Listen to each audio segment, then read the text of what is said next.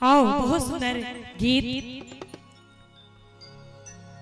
ऐसा कतेको वर्ष पहले ये गीत आदरणीय श्री सुरेश पंकज जी के आवाज में आयल छल। पाहुन कैसेट के गीत अछि। गीत में एकटा सजनी अपना सजना के चिट्ठी के माध्यम से लिखे छथिन। क्या पहले के समय में मोबाइल फोन नहीं रहे तो चिट्ठी के जरिए बात हुई छले। तो गीत में बतायल गेले जे केना वो अपन सजना के याद कर रहल छथिन से गीत के माध्यम में बतायल गेले। आओ सुनाबी। प्रिय पिराननाथ हे यो सादर प्रणाम।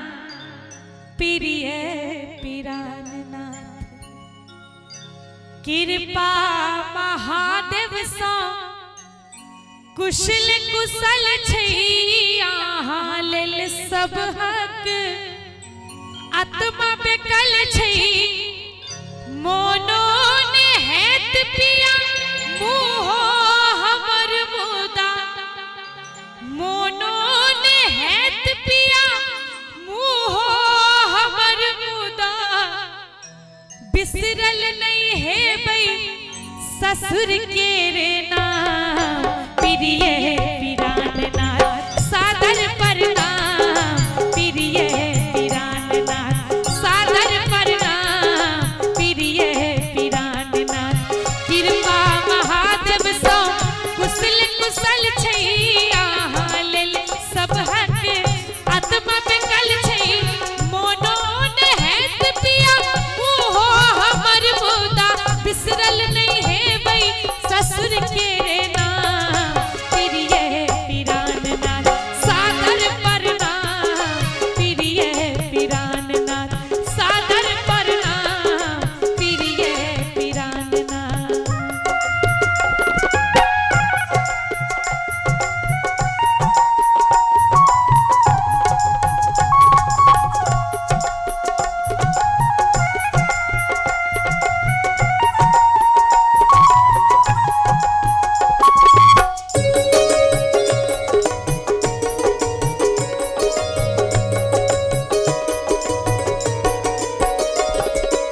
भोरे उठै छी पानियो भरै छी। भोरे उठै छी पानियो भरै छी। अपने ही हाथे भानस करै छी। अपने ही हाथे भानस करै छी। इस घर में आंगूर दांते कटाइए। इस घर में आंगूर दांते कटाइए। माइयो चल गेलै नानी के रे गाँव। प्रिय पिराननाथ सादर प्रणाम। प्रिय पिराननाथ सादर प्रणाम। प्रिय पिराननाथ।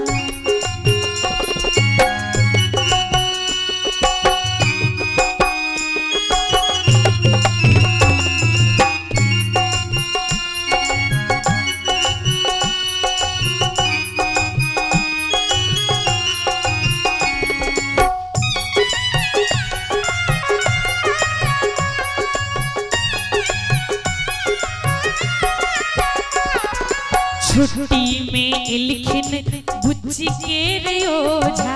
छुट्टी में इलखिन बुच्ची के रे ओझा। कहलन कतक तो गेलियन हम सोझा। कहलन कतक तो गेलियन हम सोझा। लाजे पड़लियै बसबान के लिए। लाजे पड़लियै बसबान के लिए।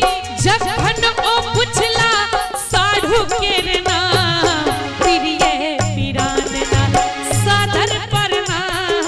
प्रिय पिराननाथ सादर प्रणाम।